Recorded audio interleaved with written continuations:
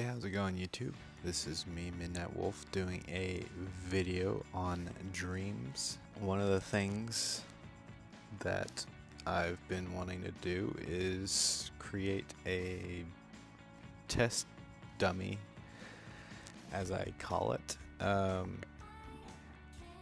its sole purpose is to have all kinds of different logic in it, so literally anybody can take my puppet, plop it into their game, and they'll have to sculpt the character how they want, and of course they'll have to animate the character once they sculpt it. But the whole idea is to get it to where literally the logic is in place. All you have to do is plug in your information and you're good to go.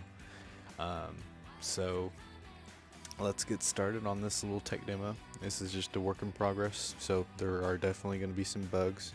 One of the things that I wanted to show off is Puppet. I used the Media Molecules first person Puppet because it was the only puppet that actually had fingers, and I think fingers are kind of important. I don't understand why they haven't decided to utilize the third person puppet, or update it to have fingers, or have a version of it that has fingers. So I had to do a lot of tweaking to get it to where this puppet behaved a lot like a third person puppet. But I finally got that. Now on to the cool stuff. So one of the things that I hard coded in is a sprint button, so that's of course L3, and so I'm pretty pleased with that, because like the default puppets, it has multiple speeds, and the speeds are dependent on how much pressure you put on the joystick, but it's so much better to have like a dedicated sprint button. So anyways, there's two modes. You can walk and then you can sprint. So if you've noticed, obviously, that they're in the very basic HUD that I've got going on. I've got up in the left-hand corner, upper left-hand corner, I have kind of the power orb. And right now it doesn't do anything, but eventually that will kind of be one of the things that shows how much energy you have, and then once that energy is out, then you can't use your powers. That's kind of the idea. And a lot of what you're gonna see with this project going forward is it'll hopefully resemble a game called Infamous, in terms of the certain control schemes, stuff like that. That's kind of one of the things that I'm going to try to strive for, is to kind of give it that Infamous feel. So there's going to be like some parkour elements. There's going to be some really cool superpowers that he can do. I already have a couple of really cool superpowers already put into this puppet, and I'm working really hard. And there's one particular power that I'm going to showcase actually today that I've put a lot of time into getting it to work properly, and it's still a little buggy at times, but it's still a lot of fun to just mess around with, and I cannot wait to show you that. That's going to be at the end of the video, or later on in the video rather. But anyways, going back to the whole HUD, you have the little orb thing, and that of course is how much energy you have, and there'll be like more orbs up there, and then they'll be like strung together, and then that'll determine how much energy you have. Then you have the HUD element on the bottom left corner of the screen, where it has the R1 and the D-pad, I guess is what they call it, and that is obviously a visual way of telling the player how to change modes. And now this particular mode set is the movement mode set.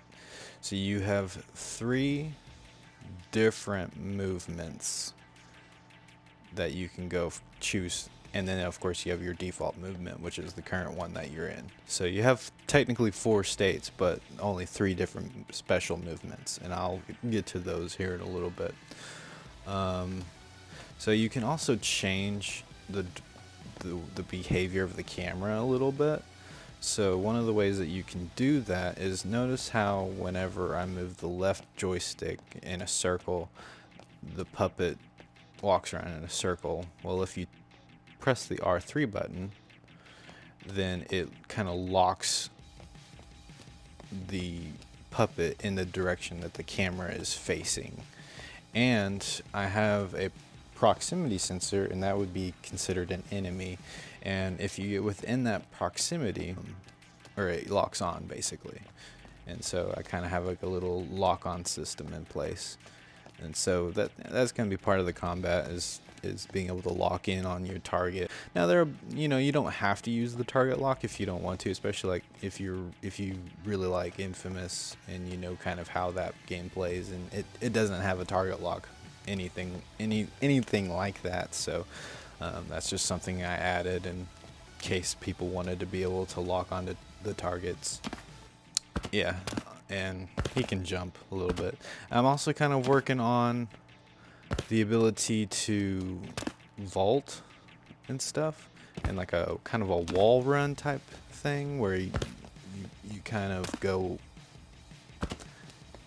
kind of like on Infamous, where you run up and jump on a wall.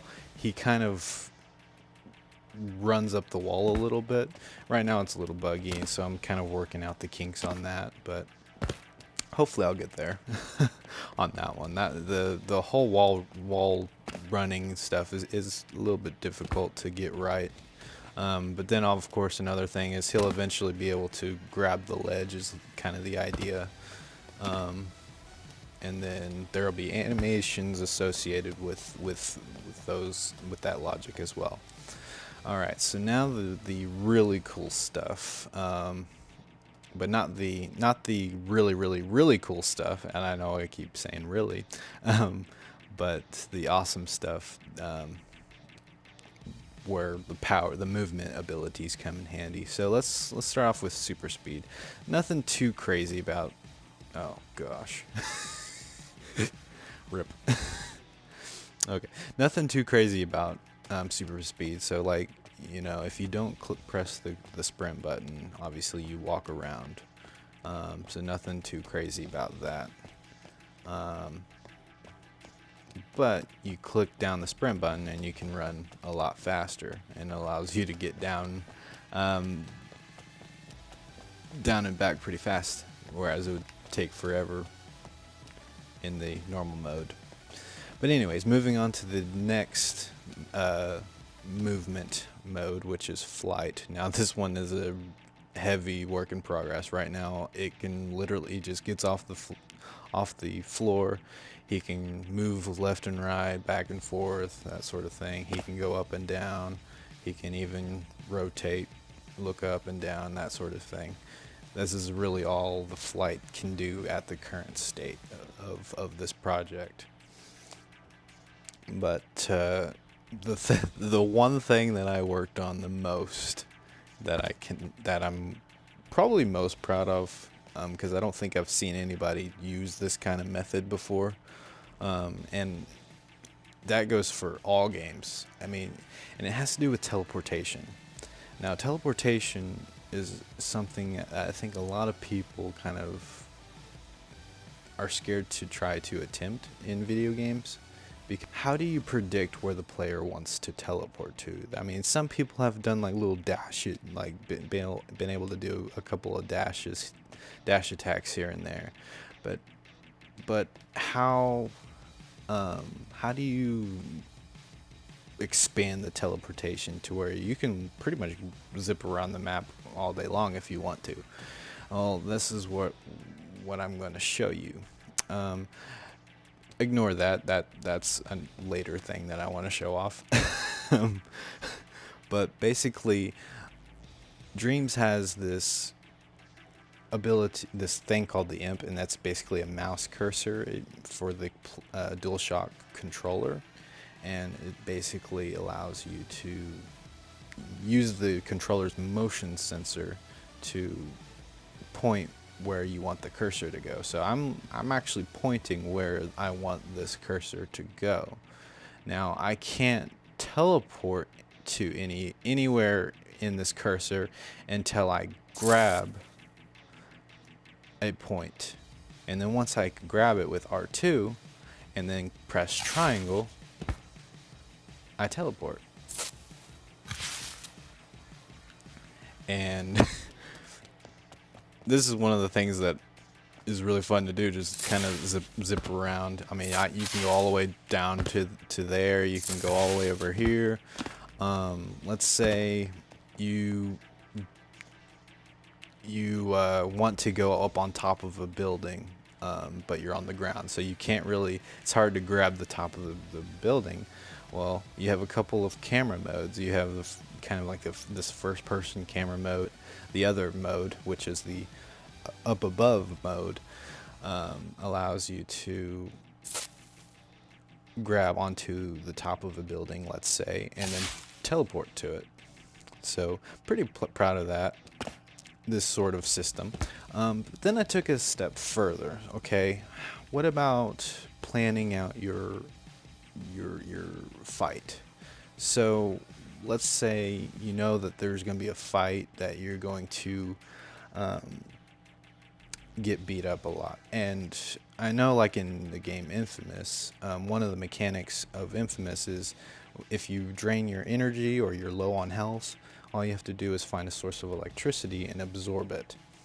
And so one of the things that you could probably plan out is the ability to place a teleport portal right next to that, right next to a source of electricity that's kind of away from the battle, so that way you can quickly fill up on energy and then get back into the battle. And so one of the ways that you can do that is by plopping down a teleport portal. And you basically, wherever the cursor is, if you press circle, it plops one down. Now obviously you notice that it deleted the first one, so you can only have one at a time, of course. But it also works with grabbing. So like if you wanted to place a portal over there, you can grab it and then press circle and it goes up to there. And then you can walk around, do whatever the heck you want. You can even change your movement mode. You can fight, you can do whatever, and notice it's still there. And then you just go back into your teleport mode, and then the button to use to teleport to it, triangle. So now you have a full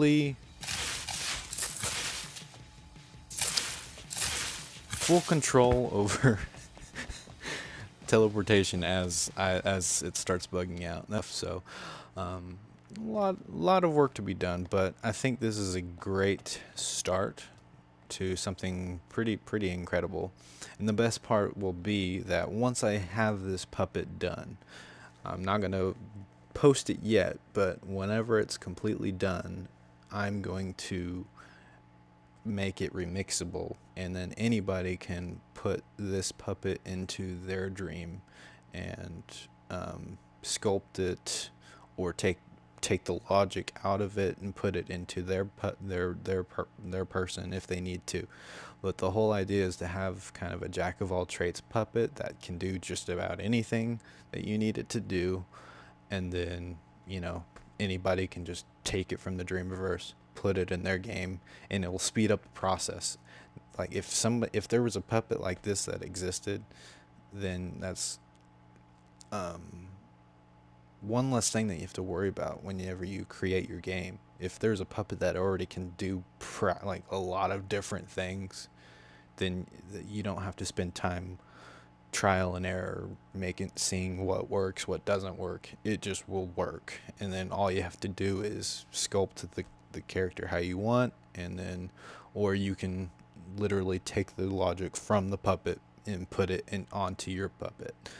The only thing is you'll have to change some things you'll have to reanimate it, but the logic will already be there. So that's kind of it for this video, and I really appreciate you taking the time to watch this little tech demo, and I hope to be able to dish out more content, show off more of what I have accomplished with this project. I'm really looking forward to this project. I think it'll help out the Dreams community a lot, and I'm gonna try to get everything up to a high quality standard. I don't want things to be too terribly buggy. That would stink. You know, I wanted to everything to work and work well, and fluid like and very nice. So anyways, you have a wonderful day, and I'll see you in the next one.